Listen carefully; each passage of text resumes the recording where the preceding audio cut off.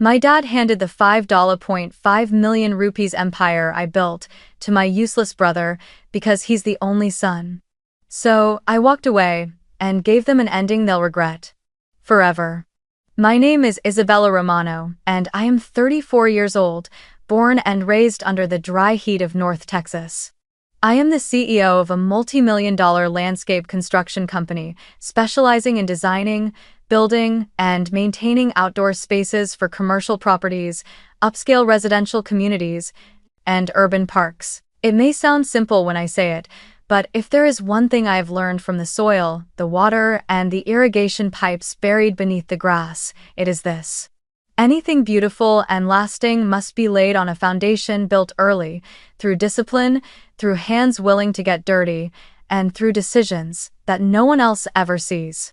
I still remember a sentence carved into my mind like the sharp line of a shovel across freshly leveled ground. A daughter should stay at home and tend to the kitchen. This company will go to my only son. My father did not say that once, but over and over, long enough to turn it into an unwritten family law. He was the kind of man who believed the world worked best when everyone stayed in their so-called natural place. For him, my place was behind the kitchen door, while the place of the business, the decision-making, the final signature on every contract, belonged to the son. It may sound old-fashioned, but even in modern Texas, prejudice knows how to disguise itself as tradition to survive.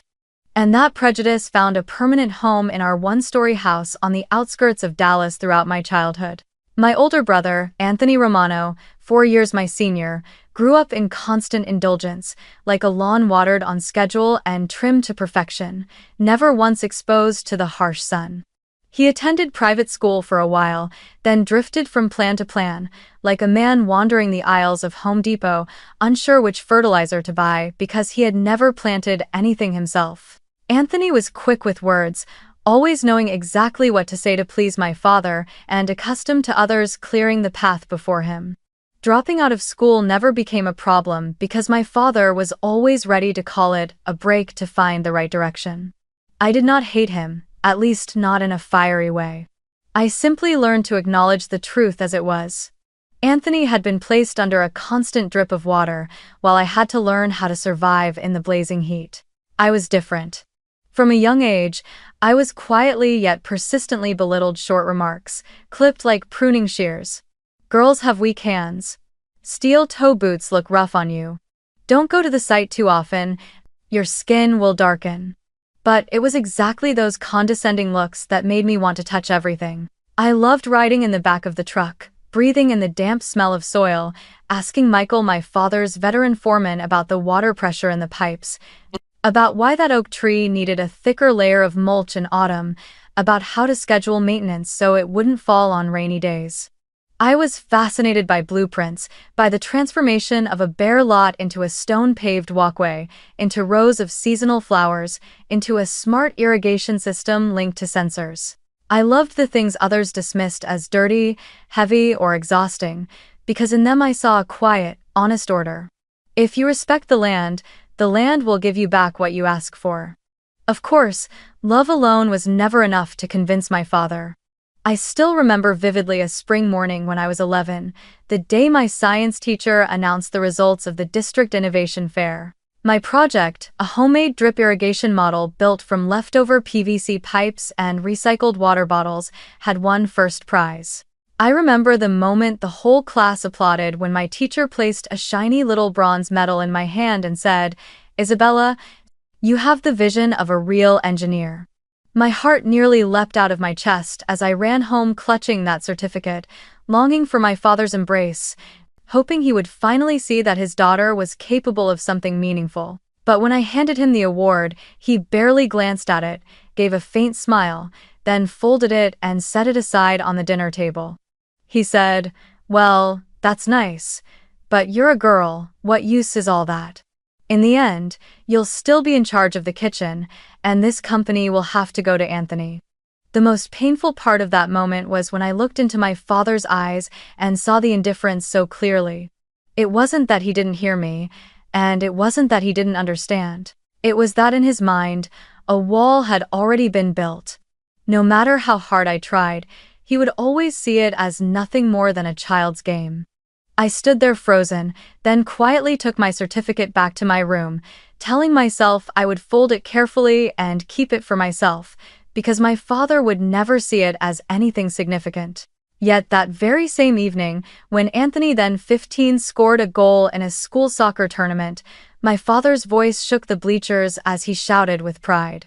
He ran down to hug him, and the next day he even hosted a big party, inviting the neighbors over to celebrate his son's victory. I sat at the table, quietly eating a slice of pizza, listening to their laughter, listening to my father brag again and again. My son has the spirit of an athlete. He's bound for success. He'll carry this family on his shoulders one day. No one asked about my certificate. No one remembered that just a few hours earlier I too had achieved something remarkable. My mother, Linda, loved me, but she was powerless against my father's rigid, patriarchal ways. I still remember that night after the party, when she sat on the edge of my bed, placed her hand on my shoulder, and whispered, "Sweetheart, don't be sad. I see all your effort. I believe what you're doing will take you much further than a soccer goal ever could." I nodded, eyes stinging, but inside me there remained an emptiness that words could not fill. My mother could comfort me, could hold me close, but she could not change the heavy scales of this household. In that balance, the son was always the center, while the daughter remained on the margins. Scenes like this repeated throughout my childhood, like a wound cut open again and again until it's scarred over. When I won a speech competition at school, my father said, "A girl who talks too much will have trouble finding a husband." When I was chosen to lead a science project, he dismissed it with, "It's just a school game, nothing worth bragging about." But when Anthony brought home even the smallest certificate for physical education, my father proudly taped it to the refrigerator door as if it were a great conquest. I did not resent my brother, because he never set out to hurt me. The truth was, Anthony was so accustomed to favoritism that he accepted it as natural. But it was this invisible comparison that taught me a harsh lesson. In my father's eyes, my gender had already determined my worth long before I ever had the chance to prove anything. There were summer afternoons when I followed my mother into the backyard to water the rows of tomatoes and peppers she planted.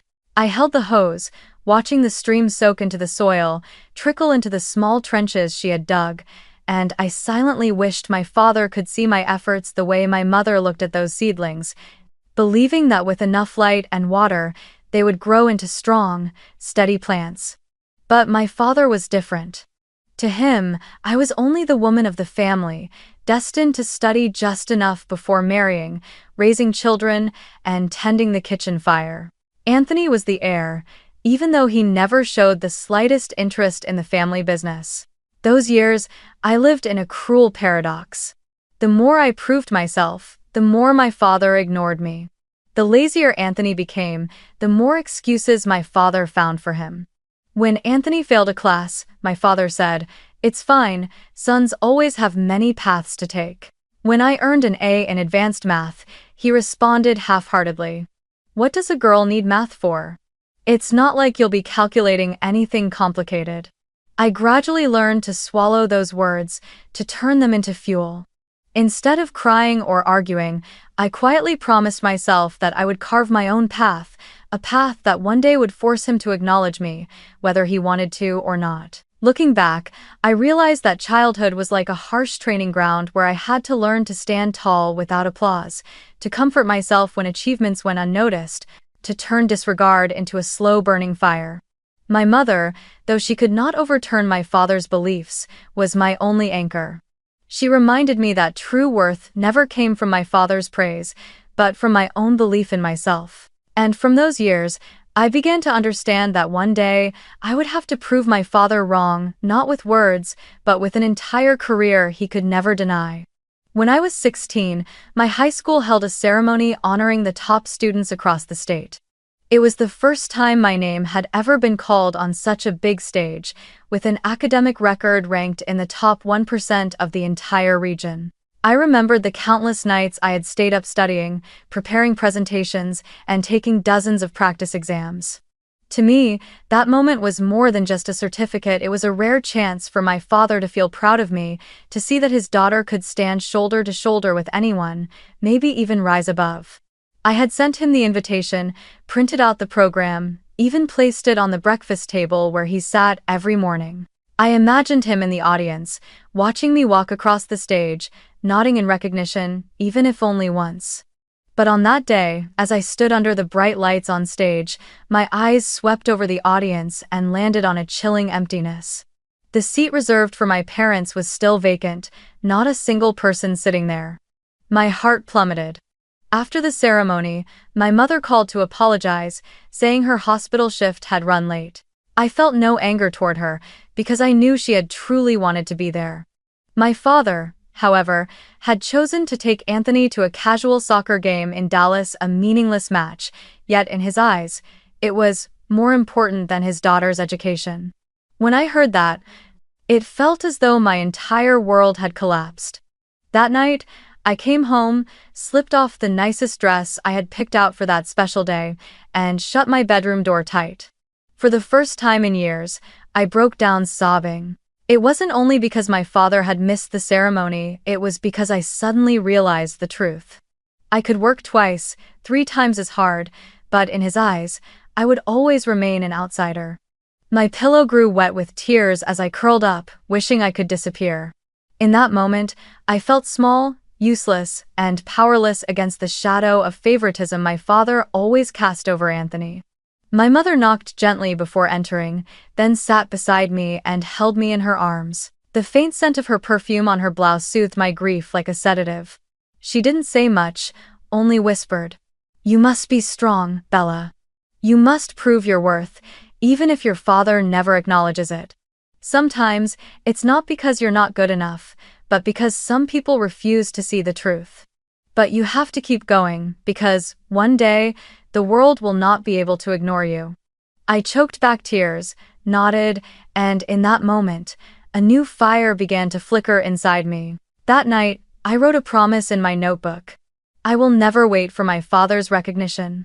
I will become someone the whole world must acknowledge, even him.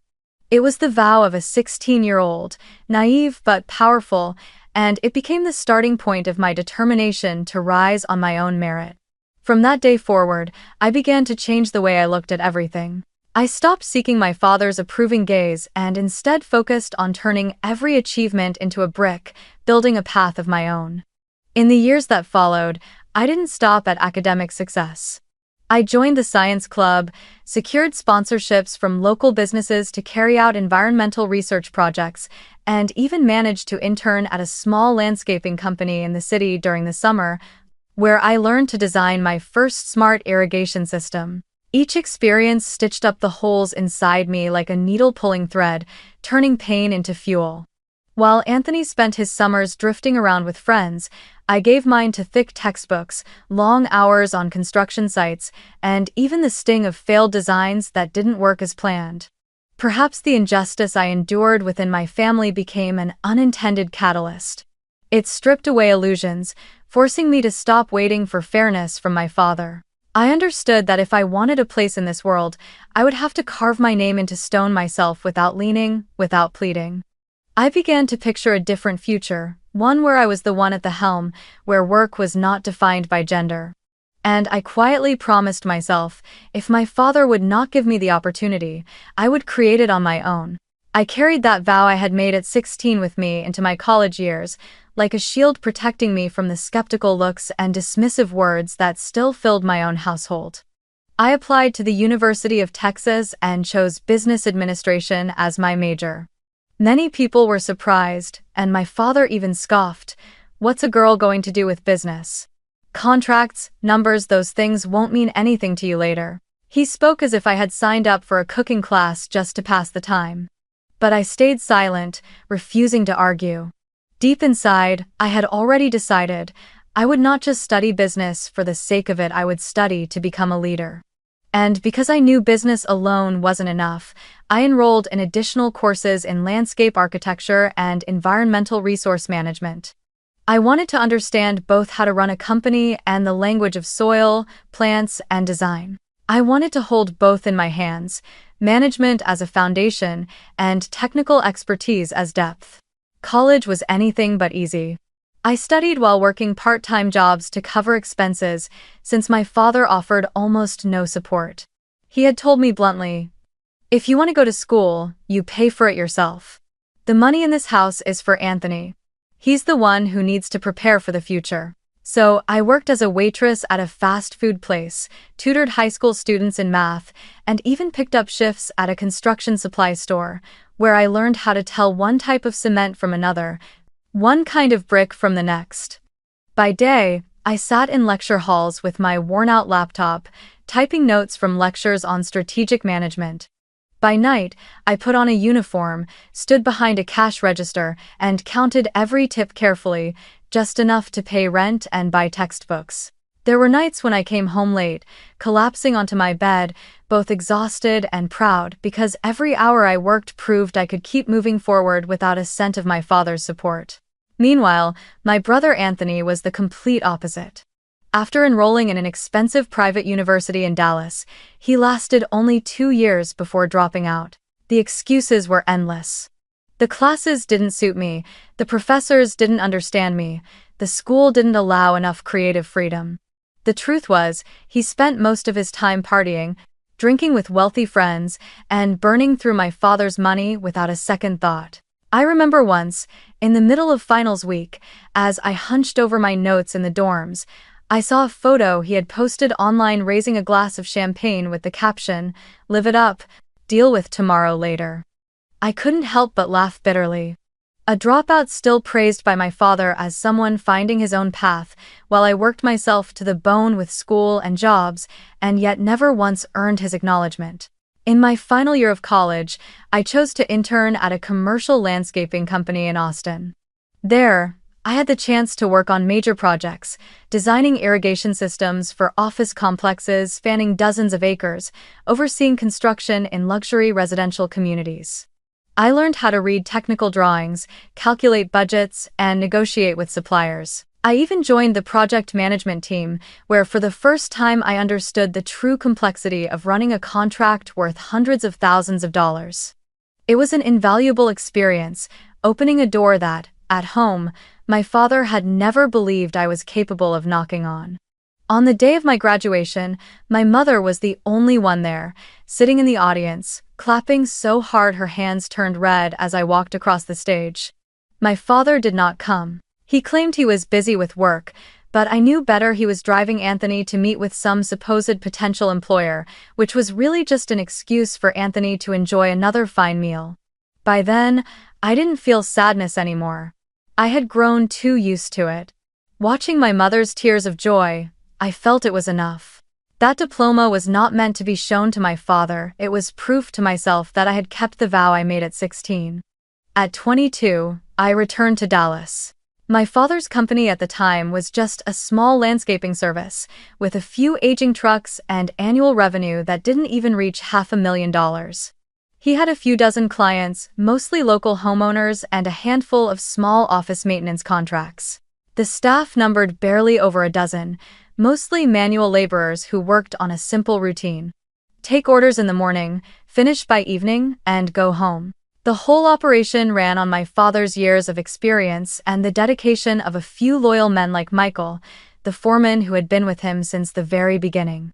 But when I looked at the business, I saw something else: enormous potential. The market was growing, office parks and upscale residential developments were springing up all over the Dallas, Fort Worth area, and the demand for quality landscaping services was skyrocketing. The problem was, my father never thought about expansion.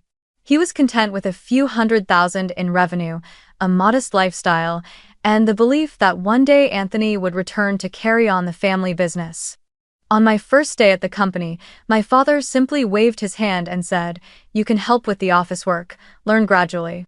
This heavy work isn't meant for women." I smiled without arguing. But inside, I already had a clear plan. I hadn't come back just to be some office assistant. I had returned to turn this small company into an empire.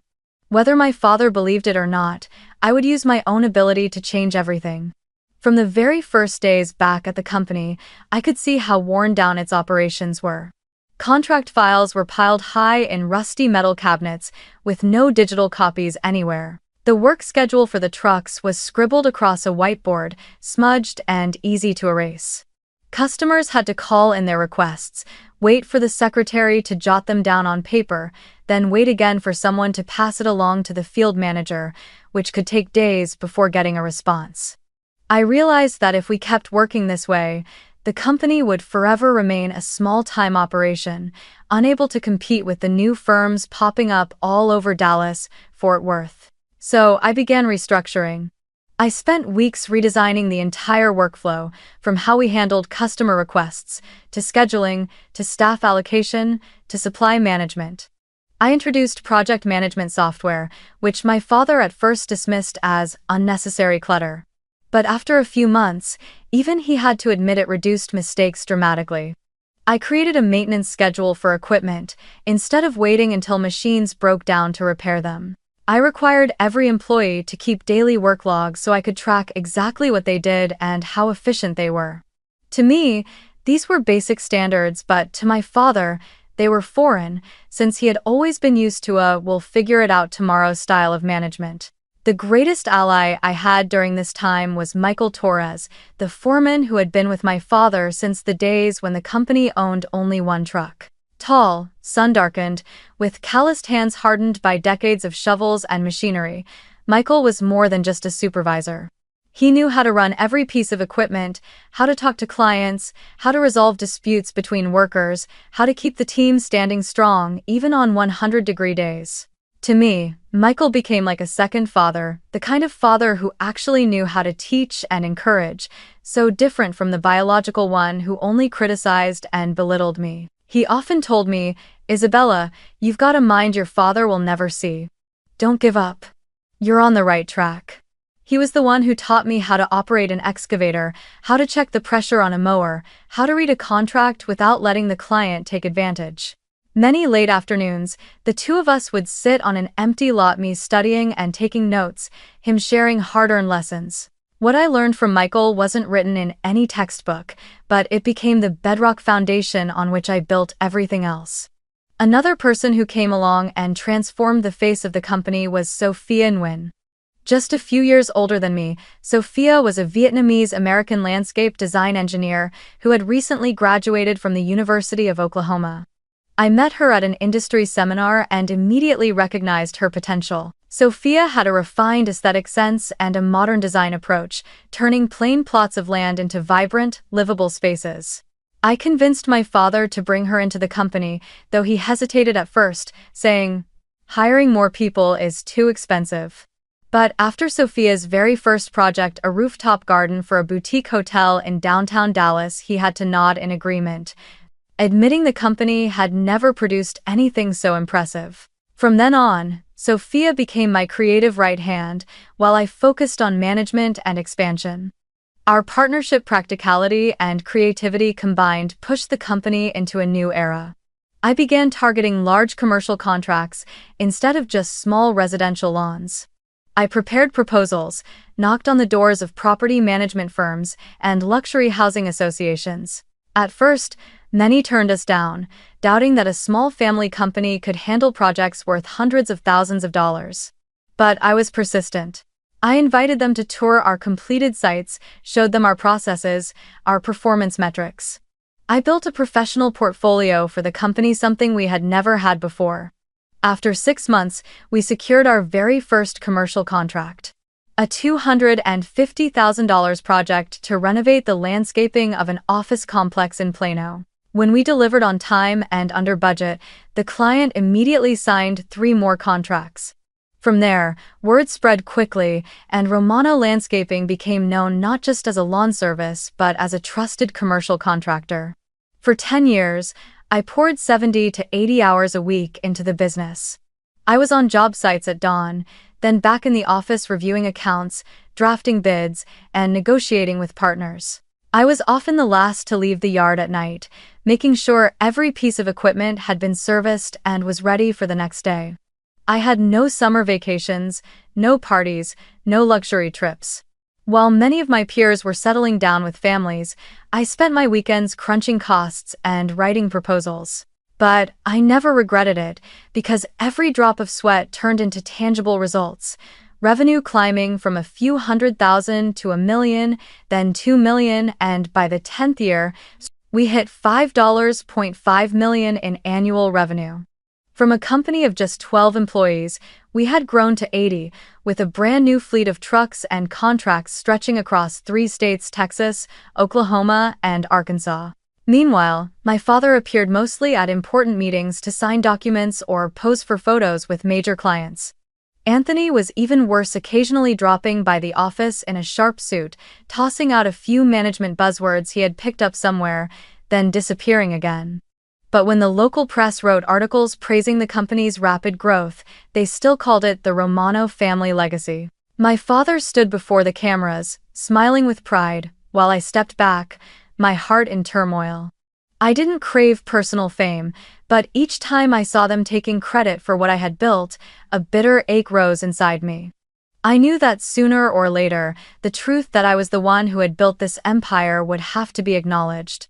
Michael often looked at me, gave my shoulder a firm pat, and said, "Isabella, don't let it discourage you. Results will speak for themselves. People can claim the name, but no one can take away the skill and the reputation you've built." Sophia encouraged me in a different way. "Don't worry, sis. Everyone knows who's really doing the work. I'm here because I believe in you, not them."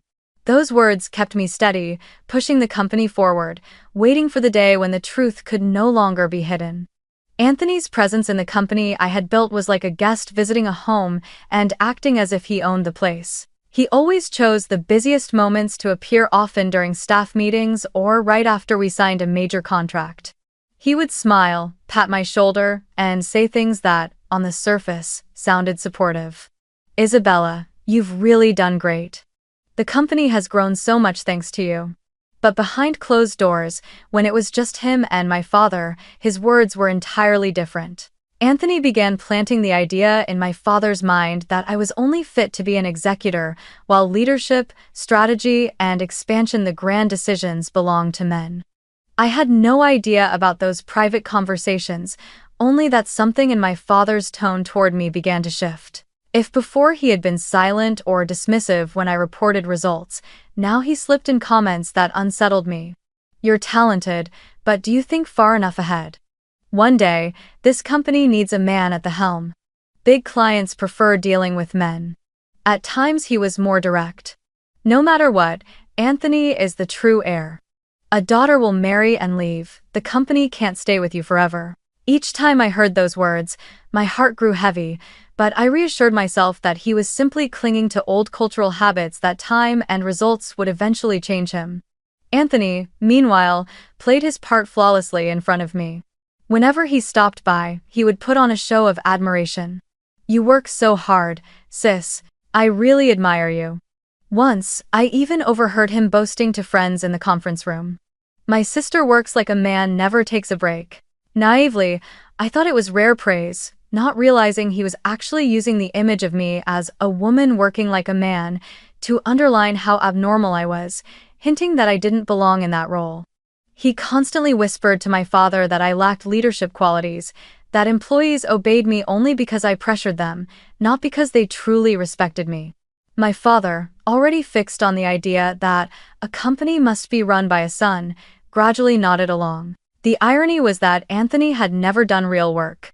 He didn't understand machinery, had no grasp of operations, and knew nothing about managing a job site. But he excelled at polished words. He memorized management jargon from short courses, strategic vision, business model innovation, modern human resources management, and poured them into my father's ears as if he were a born leader. My father, who rarely placed trust in women's intellect, was swayed by that hollow language. I didn't realize that every point I made in meetings was later twisted by Anthony when he retold it to my father. "Isabella is good at execution, but she doesn't understand strategy. She should handle the practical side, and let your son take charge of leadership." Meanwhile, I continued to throw myself into the work, believing the numbers spoke for themselves. Revenue soared, commercial contracts grew larger, clients returned eager for more. I kept telling myself, no one can deny this truth. But what I hadn't anticipated was that in my father's eyes, truth could be bent distorted by prejudice and by the manipulation of the son he treated as his treasure. Once, I proposed expanding into Louisiana after securing a potential partner. I presented the plan with excitement, laying out the costs, the roadmap, the projected profits. The key staff all agreed. But after a private meeting with Anthony, my father called me in and said, "I think expanding that far is too risky. Women like you sometimes don't see all the dangers. Men have a different perspective."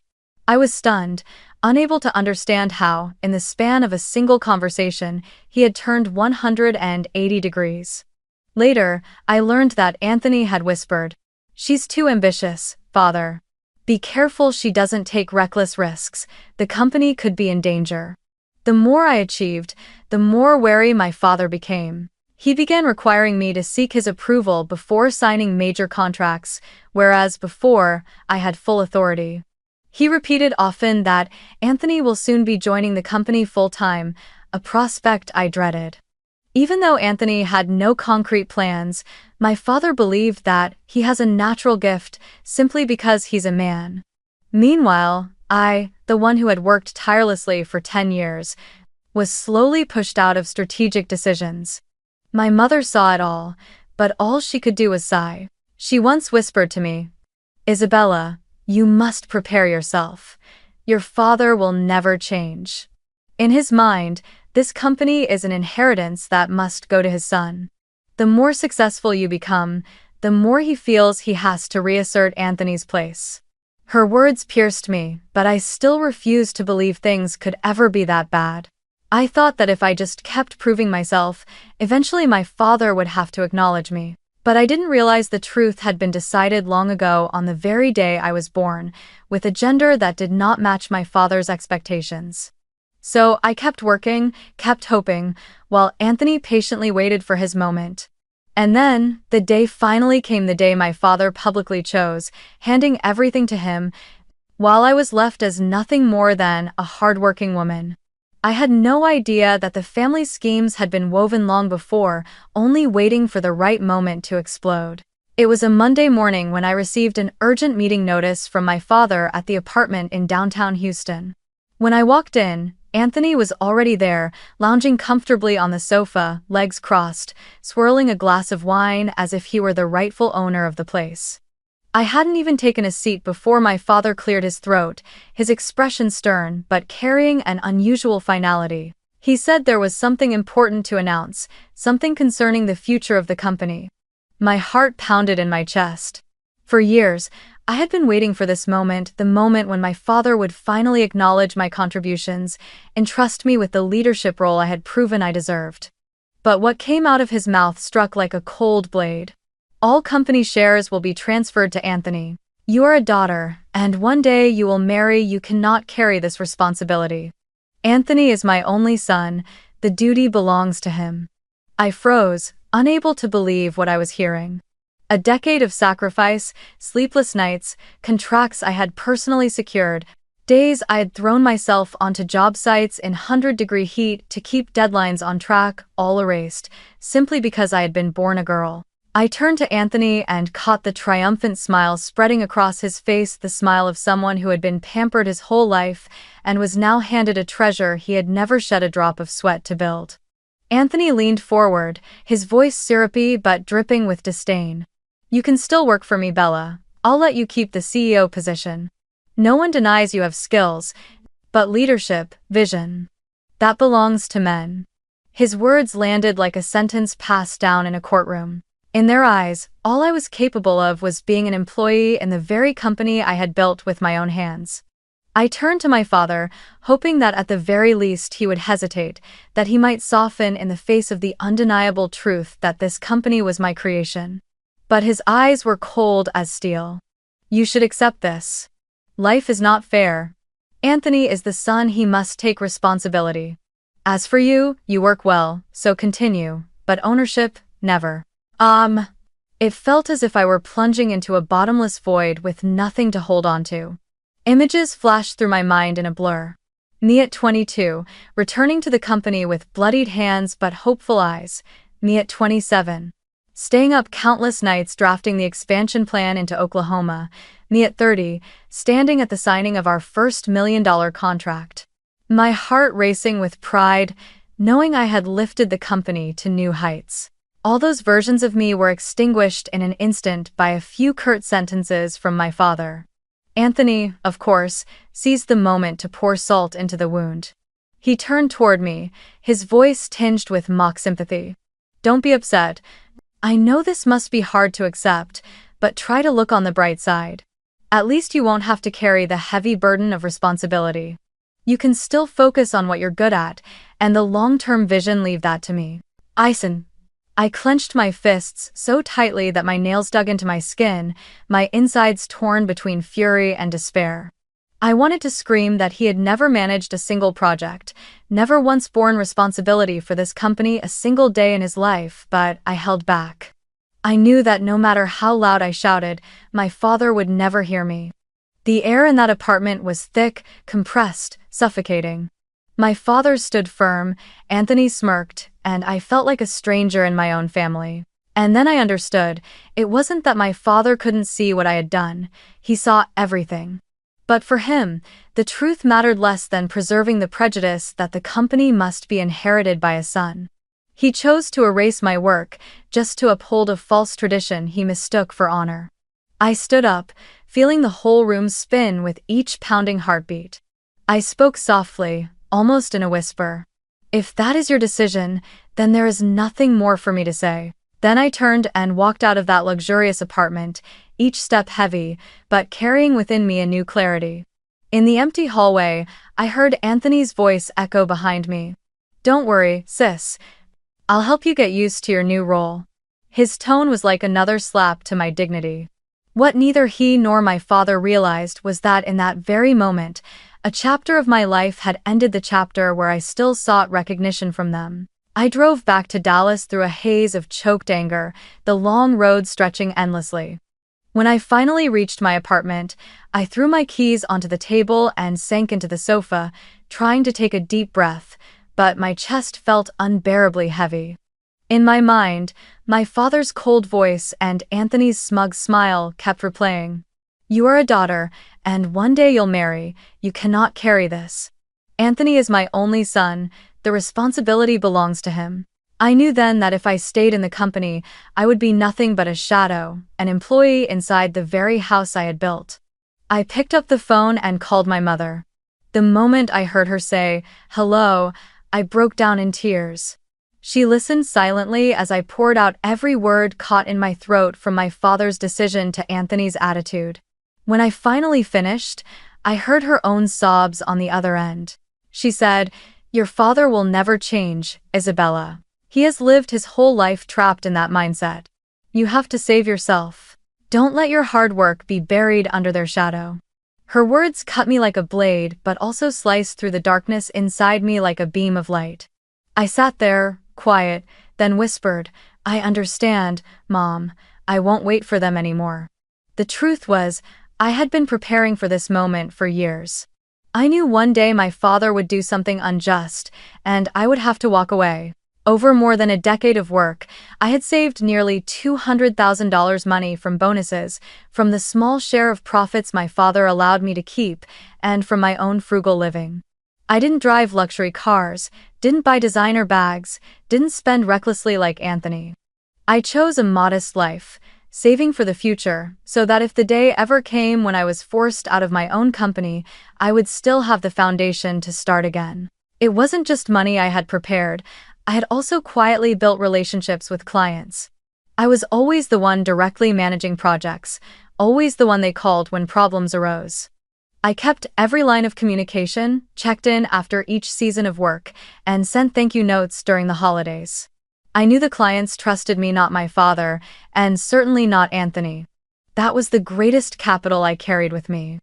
The very next morning, I met Michael at a small cafe. He took one look at my devastated face, and after hearing only a few words, he slammed his hand on the table. I knew it. I knew he would do this. They've been blind for too long. Isabella, you can't let them steal your work like that. If you branch out, I'll go with you. I've given my life to that company, but I know who really built it into an empire. And it wasn't Anthony. Then he gripped my hand firmly, his eyes burning with conviction. That afternoon, I called Sophia to the small temporary office I had rented downtown. After listening to my story, she sat in silence for a moment, then gave a bitter smile. I knew this would happen sooner or later. I've heard the way Anthony talks about you behind your back, but don't worry. If you go independent, I'll follow.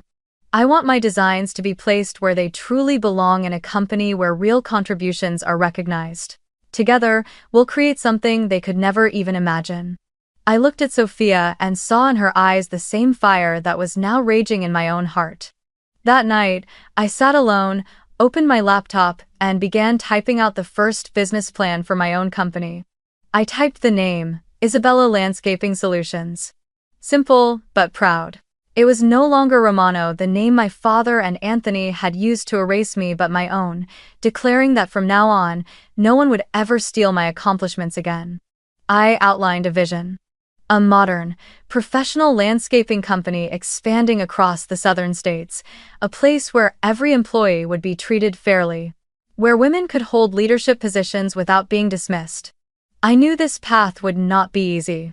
I would be competing directly with my old company, where my father and Anthony still held the contracts, the equipment, the crew.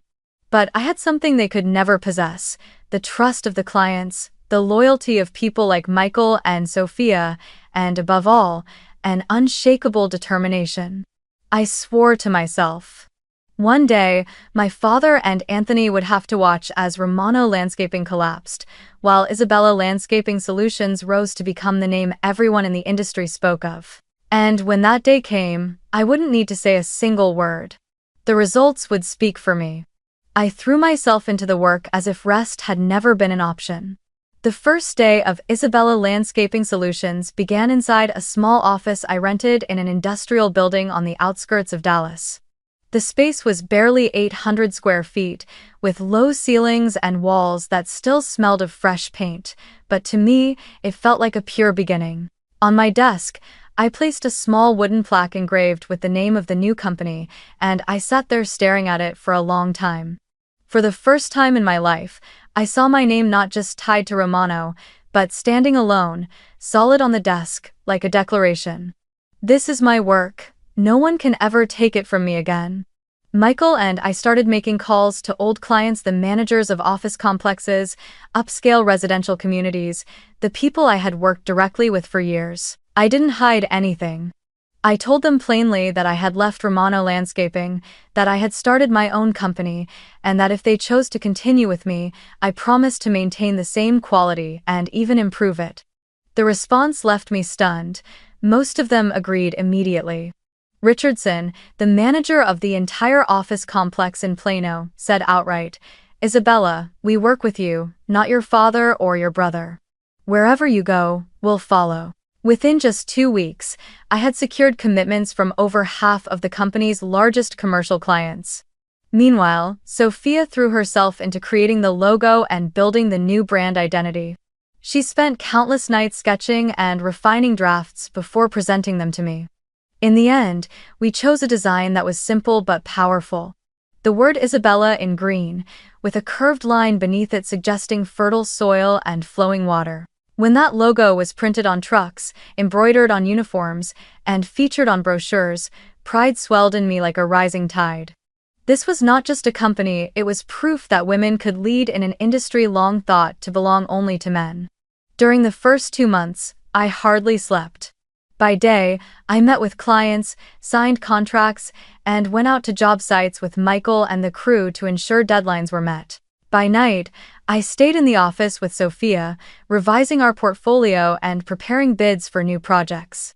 Some nights, we ate cold pizza under fluorescent lights, our eyes red from exhaustion, but still laughing because we knew every line we typed, every number we calculated, was another brick laid in the foundation of a new empire. And the results came faster than I had imagined. Within just 2 months, Isabella Landscaping Solutions had won back more than 60% of the commercial contracts from Romano. Not only that, we also secured new clients thanks to word of mouth. a chain of shopping centers in Oklahoma City, a real estate group in Little Rock. The growth was so rapid that even I was stunned looking at the reports. From a tiny office, we now had steady cash flow, enough to support 25 full-time employees, many of them skilled workers who chose to leave the old company to follow me. Meanwhile, across the battlefield, Anthony was sinking into chaos. My father had handed him full authority, but the truth was he had no idea how to manage. In the very first month, 2 industrial mowers broke down because they weren't maintained properly, delaying work at an office complex. Employees complained about disorganized schedules and late paychecks, while Anthony busied himself hosting strategic orientation meetings in the air-conditioned conference room sessions full of flashy buzzwords no one could understand. Gradually, the skilled workers began to leave. Some came to me for jobs, others went to competitors. Rumors started spreading throughout the industry. Romano Landscaping was dying. Suppliers complained about late payments, clients grumbled about declining quality. I heard that during a meeting with the management board of an Arlington complex, Anthony was grilled about why the grass was overgrown when the contract clearly required weekly cuts. He fumbled, blaming it on unpredictable weather, which made the entire room burst into bitter laughter. Day by day, the gap between the two companies grew wider. On one side stood Isabella Landscaping Solutions, smaller but tightly run, with loyal clients and a reputation that soared. On the other was Romano, bigger in appearance, but hollow inside, disorganized, and rapidly losing credibility. I didn't need to strike directly. All I had to do was focus on doing things right, and clients abandoned them on their own to come to me. Some nights, I drove past the old Romano company yard. A place that once buzzed with the sound of engines and workers calling out to one another now sat in darkness, only a few broken trucks scattered in silence. I would stop my car, looking through the fence, and a strange feeling rose inside me. It wasn't just the satisfaction of victory, it was sorrow too. So many years of my effort were poured into that ground, so many drops of sweat soaked into that soil, now abandoned in the hands of someone unfit to lead. But then I gripped the steering wheel tighter and reminded myself, don't look back, keep moving forward. The road ahead belongs to you. The early days of building my company were grueling, but that first breakthrough showed me something crystal clear. When you build on trust and genuine hard work, you don't need to worry about losing it. People will follow you, not just a name. From that moment, I knew with certainty that Romano's collapse was only a matter of time. One rainy afternoon, Maria Lopez, the accounting assistant at Romano, came to see me. Her hands trembled as she placed a thick stack of files in an old binder in front of me. Her voice broke as she spoke. Isabella, I can't stay silent any longer. I've worked for Romano Landscaping for nearly 10 years, but what Anthony is doing is unbearable. This is everything I've managed to save. He set up shell companies under the names of acquaintances and used them to siphon money. I've even been ordered to retype invoices with amounts inflated by double. I'm scared of being implicated, but I trust you. I flipped through the papers, my heart pounding. Bank statements revealed clear irregularities, tens of thousands of dollars transferred regularly into Romano Supply LLC, a company that, when checked, traced back to an empty apartment on the outskirts of town. Invoices for printing and materials showed signs of tampering, and several small suppliers had no idea contracts were being signed in their names. I knew I couldn't hesitate. I contacted James Carter, a seasoned commercial lawyer who had helped me register my new company. That very evening, James sat with me and Maria in the modest office of Isabella Landscaping Solutions. He turned page after page, his eyes sharp and cold. Isabella, this is clear evidence of financial fraud and tax evasion. If we back this up with more banking data and sworn testimony, Anthony won't escape. For the next 2 weeks, James and I worked day and night. We combed through every expense, every old contract. I reached out to several suppliers I knew, and they confirmed they had never received the inflated amounts listed on the invoices.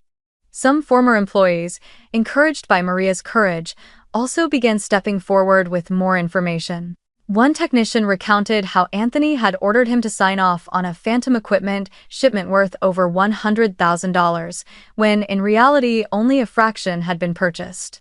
Another manager testified that Anthony often demanded cash payments from clients under the guise of offering a discount, only to pocket the money without recording it in the books.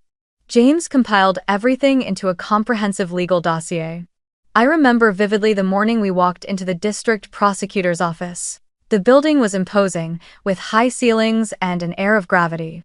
James laid the heavy binder on the desk. I remained silent, nerves trembling inside me but with a core of resolve.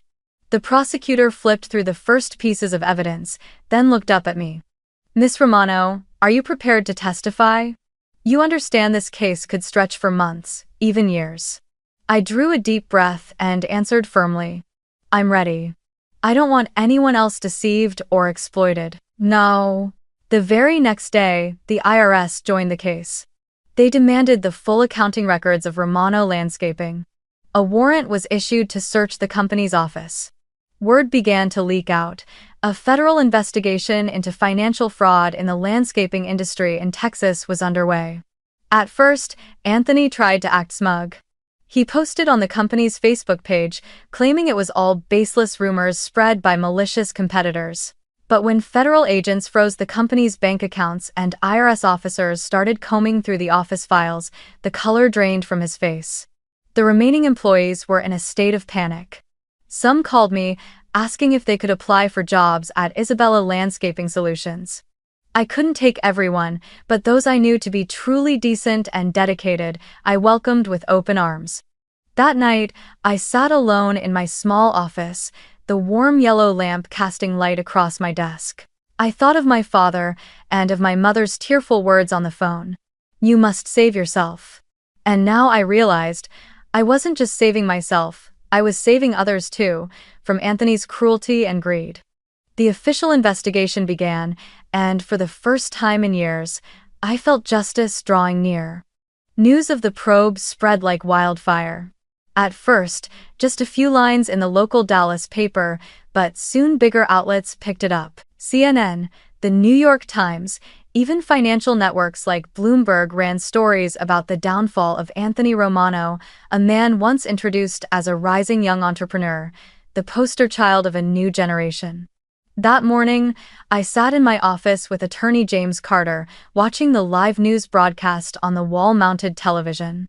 The screen showed a fleet of FBI vehicles, economic crime investigators, and IRS agents entering the Romano Enterprises building. Men in black suits and sunglasses strode briskly with briefcases, while others in jackets stamped FBI, Financial Crimes Division carried evidence boxes. Inside the building, chaos reigned. Romano employees stood stunned, some trembling as boxes of files were hauled away and computers sealed with evidence tape. The cameras caught the moment Anthony, dressed in an expensive gray suit, was handcuffed in the president's office. His face was ashen, his eyes darting with a mix of rage and terror. The headline blazed across the screen. "Young Dallas entrepreneur arrested for $400,000 financial fraud." The city was shaken. On social media, the hashtag number Romano fraud spread like a virus. Old articles once praising Anthony were dug up and reposted, now covered with mocking comments and derision. As I watched, my heart felt both heavy and at peace. For years, I had been compared, belittled, cast aside by my own father in favor of Anthony. And now, the truth was laid bare before the entire world. Anthony wasn't a business prodigy. He was nothing more than a fraud, a hypocrite exposed. That evening, I received a call from my father. For the first time in many years, his voice trembled, broken by tears. "My daughter. I was wrong," he choked out. "I trusted the wrong person. I was blind, putting all my faith in Anthony, and now everything has collapsed. I've lost it all. You were the capable one, the one I should have believed in from the beginning." I bit my lip, gripping the phone tightly. For so many years I had waited to hear those words, but now that they came, I felt nothing. Only a cold emptiness. I answered quietly, "Father, I tried to prove myself. I tried so many times to make you see me. But you never listened. Now it's too late. On the other end, I heard his heavy sigh, the muffled sound of him crying, but no tears came from me. The love I once had for him had died long ago. The case went to federal court only a few months later. I sat beside Attorney James Carter through the hearings. Anthony sat at the defendant's table, still trying to hold on to his arrogance, though his eyes were hollow, sunken with fatigue. His lawyer argued desperately that it was merely accounting errors, that Anthony had never intended to commit fraud. But the evidence we presented was undeniable. Dozens of falsified invoices, tampered ledgers, offshore accounts, and emails with suppliers arranging kickbacks. The federal prosecutor stood, voice steady and precise. This is not an error. This is organized fraud, carried out over years, for personal gain, causing significant losses to shareholders and damaging public trust in the market. The judge listened, his expression grave. After many rounds of arguments, the verdict was delivered. Anthony Romano was sentenced to 4 years in federal prison and ordered to repay over $400,000 in restitution. In that moment, Anthony collapsed into his chair. My father sat behind him, his face blank, his hair turned white in just a few short months. I looked at them and felt no triumph, only finality. After the trial, the fallout consumed my family. Romano Enterprises was dissolved, its assets seized to cover debts and restitution. The houses, the villas, the cars, all of it was auctioned off, one by one. My father, once a proud man driving luxury cars and attending lavish parties, became penniless. He had to leave the mansion in the Dallas suburbs and rent a shabby apartment to live in. Images of his downfall spread online, with people whispering, "That's karma." Some old friends turned their backs. Those who once flattered him now acted like they had never known him. My father fell into a mental spiral. He came to me many times, begging for forgiveness, hoping for my help. But I only shook my head. "Father, I spent my whole youth seeking your recognition, and in return, you never believed in me. Now, I can't go back." People asked me, "Do you regret letting your father collapse like that?" I stayed silent. The truth is, I felt neither glee nor triumph. What I felt was relief that the truth had finally come out, that justice had taken my side. And yet, deep down, a wound remained. The bond between father and daughter had never been healed. If only he had listened, if only he had believed in me, perhaps things could have been different. But life doesn't deal in ifs. My father paid the price for his blindness. Anthony paid the price for his greed and arrogance. And I, at last, stepped out of the family's shadow and became myself strong and free. The months that followed felt like stepping into an entirely new chapter of my life. The company I had poured my soul, sweat, and tears into was no longer a fragile startup. Within 2 years, our revenue reached $8 million, a figure so high that even I sometimes struggled to believe it. We expanded beyond green building design into urban planning and public park maintenance. Our projects were trusted first by the city of Dallas, then Austin, and eventually Houston, turning my name into that of one of the most recognized young entrepreneurs in the industry. Every time I signed a new contract, I remembered my father's words. "You're just a girl, don't dream too big." Those words once cut into me like a blade, but now they had become the very fuel that drove me to prove him wrong. On this new journey, I was no longer alone. David, the man I am now engaged to, came into my life just when I needed the strongest shoulder to lean on. He didn't love me for my success or recognition, but simply because he saw the real me, a woman who had been hurt yet never stopped fighting. He often held my hand and said, "You don't have to push yourself to prove your worth anymore. To me, you're already enough." For the first time in my life, I felt unconditional love. Together, we made plans to build a peaceful home, free from favoritism, comparison, and control, the kind of family I never had growing up. Some nights, looking out the window of my apartment at the glowing city lights, I would wonder, if my father had believed in me back then, would I have grown this strong? If Anthony hadn't betrayed me, would I have dared to step out and build my own empire? And I realized that betrayal, in the end, was the greatest gift.